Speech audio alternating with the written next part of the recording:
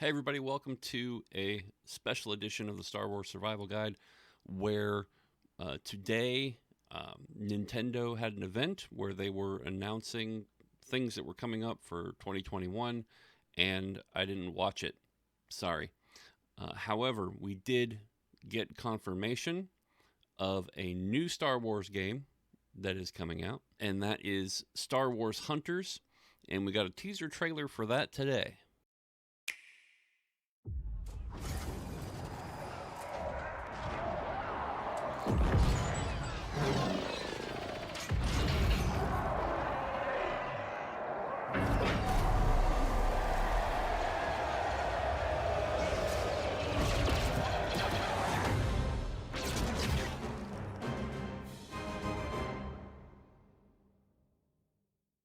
Now, at first blush, I was excited that we were getting a new Star Wars game.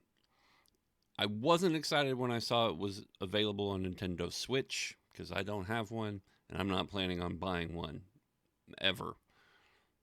And then I saw it was also available on mobile platforms like iOS and Android, and then I was like, well, I'm going to at least give it a shot, because it's a Star Wars game. I've tried mobile shooters. I'm not good at it. Maybe I'll be able to play it on an emulator because I will play Star Wars Galaxy of Heroes or Raid Shadow Legends. However, there is a problem with Star Wars Hunters. Yes, that's right. Star Wars Hunters is being produced by the paragons of microtransactions, Zynga. While we don't know much about the game itself, we don't know the exact release date. We know it's an arena shooter. So it's not a AAA console or PC title. You know, it's okay. We're going to be getting more games. That's fine. We were looking forward to getting a new Star Wars shooter. I was kind of hoping, as we considered Battle Royale possibilities, that a bounty hunter Battle Royale would be pretty cool to see. However, this game's going to have Imperial Stormtroopers, Rebellion fighters, plus, Wookiees and bounty hunters and the whole gamut. So it's going to have, I guess, a wide range of different types of characters. So, it remains to be seen exactly what we're going to get from this game. But big red flag with coming from Zynga. Now, it's not a Facebook mobile game. It's not a social media mobile game. It's on a console, and it's on mobile platforms as well. So it'll behave like a console shooter, I imagine. But it remains to be seen what the microtransactions are going to look like. And I wanted to point out the history of Zynga, in case you're not familiar, and why it's a big red flag for me.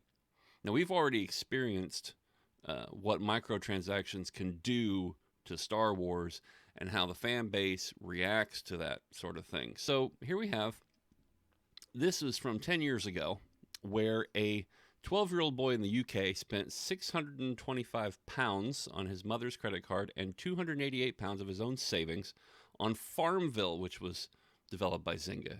You remember Farmville? I love this paragraph right here. The total spend is about £905, but the credits are still rolling in. Facebook and Zynga will not refund anything as he lives in my house. Facebook has disabled his account, and Zynga has unhelpfully suggested I use password protection on computers in the future. These guys are like EA. They have a history, okay? I'm not saying it's 10 years ago. Don't know. But what incentive does a developer like Zynga, what incentive do they have to be customer-centric with EA, Activision, Bethesda pulling all the crap that they've been pulling with Fallout 76 and, the Star Wars Battlefront 2 microtransactions? What incentive does Zynga have to play fair and be customer-centric? Well, they don't. Then I found this, talking about Farmville changing gaming forever. 2013, fans had made $1 billion in in-app purchases. Farmville is gone, but its legacy lives on. Every time you're playing a game you enjoy on mobile and it asks you to spend some money to overcome an obstacle, that's Farmville. Every time a child drains their parents' bank account for in-game goodies, that's Farmville. Zynga has also faced legal issues. Apple facing this is Apple. Facing lawsuit over Zynga casino-style games. This is the important part that I like from this article. In the filing, the games in question were referred to as Zynga casino apps. They have basically become synonymous with these online fake gambling apps. We continue here. Zynga's Scramble with Friends keeps the microtransactions flowing, hands-on. Now notice these are all fairly old articles here. Let's see, after a middling IPO, what's a Zynga to do? Launch another microtransaction fest, also known as a game, of course. And let's see here. I played a couple games in the app and lost badly. The free app is littered with ads, but if you pay $2.99 for the full ad-free version, you're not off the hook yet. See, every round of every game costs a token to play. There are 3 rounds per game. And of course, you have to spend money to get more tokens unless you want to wait for them to slowly replenish. See, these microtransactions are insidious. And if you've ever played Bejeweled Blitz, if you've ever played Words with Friends, Scramble with Friends, Farmville, what's the other one? Candy Crush. Okay, you only have a certain number of plays before you got to either wait for them to refresh or you pay money to play more. Is it going to be a battle pass thing like Fortnite and Apex Legends, which to me are fair monetization schemes where you get cosmetic benefits for playing the game? You pay $10. It's not an exorbitant amount of money. The microtransactions are here to stay, and it's up to parents to responsibly parent their children and to be able to maintain security over their own funds and their own credit cards. Now, I got some links from this study from the University of Virginia Darden School of Business, and these students here posted an abstract for the study that they were going to be doing. But I wanted to give credit where credit was due, where I found some of these links. Now, let's look at this Business Insider article from 2011. Zynga stole everything it's suing us for, says Vostu. Zynga filed a lawsuit against Brazilian competitor Vostu in June. It alleged that Vostu stole ideas for its games, characters, and icons from Zynga. Vostu's defense has fired back, denying the allegations. It says that Zynga doesn't own the intellectual property it thinks Vostu stole. It also says that Zynga ripped off numerous other competitors first. As evidence, Vostu cites a 2010 article in SF Weekly, Farm Villain, which states Zynga has a simple business formula. Steal someone else's game, change its name, make millions, repeat. In the article, a former Zynga employee says it was the most evil place he's run into, and that he recalls founder Mark Pincus saying, "I don't want effing innovation. You're not smarter than your competitor. Just copy what they do and do it until you get their numbers." This is where it gets funny. Zynga alleged that Vostu ripped off Cityville. You have Zynga Cityville and Vostu's Mega City. But eerily similar versions appeared on Playdom, Gamester, and LIFO before Zynga. Playdom's Social City, Gamester's Townster, LIFO Interactive's Train City, then Cityville, then Vostu's Mega City, then Que Pasa Cidade Maravilhosa in May 2011.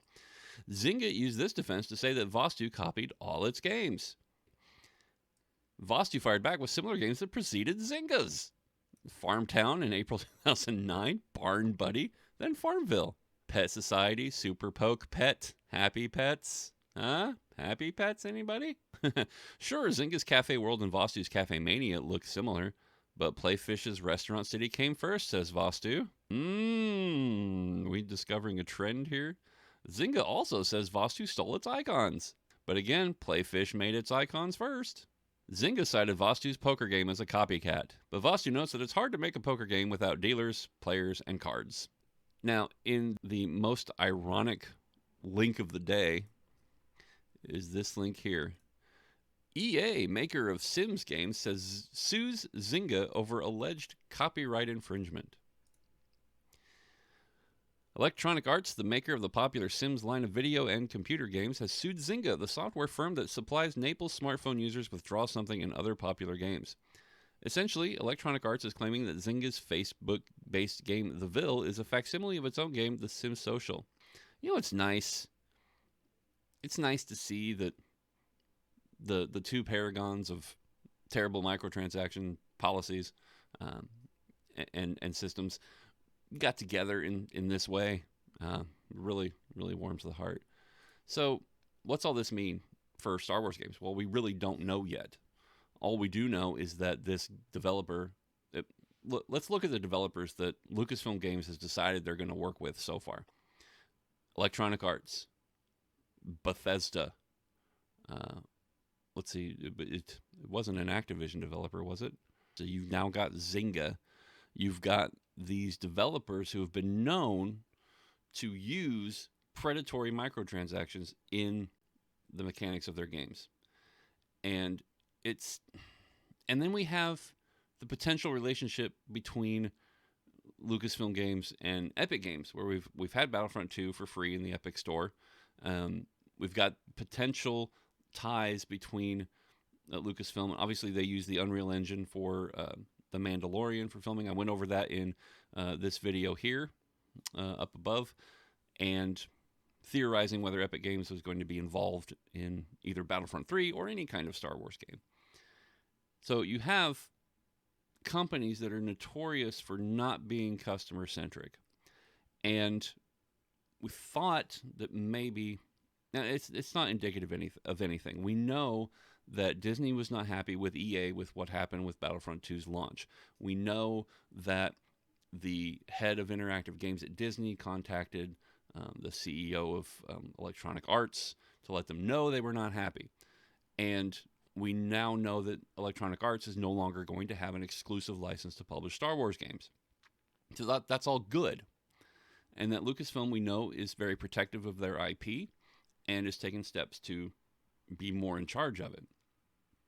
So it remains to be seen whether they can corral these publishers to make them do things in a more customer-centric way, or if these companies are just going to exhibit the same behaviors, they're going to have the same rushed games, they're going to have the same buggy experiences, they're going to have the same predatory microtransactions or pay-to-win scenarios, or pay-to-play scenarios, like their mobile games. You know, these companies have been rewarded for these predatory microtransactions to the tune of billions and billions of dollars.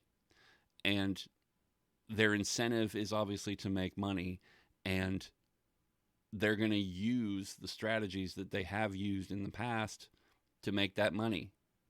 I'm not terribly excited about Star Wars Hunters. We'll see what happens. Nothing bad's happened yet, but just keep an eye on it. And I'm going to keep an eye on it for you. If you wouldn't mind liking the video, click that thumbs up down below.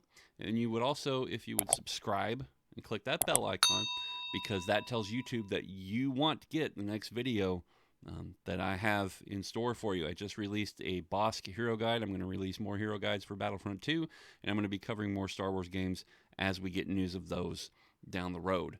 And if you wouldn't mind, please visit my virtual tip jar here at buymeacoffee.com and support the work that I do here on the channel. Really excited about the growth of this channel. It's, you know, we're just right about 250 subscribers now. It seems like just yesterday I was at 100.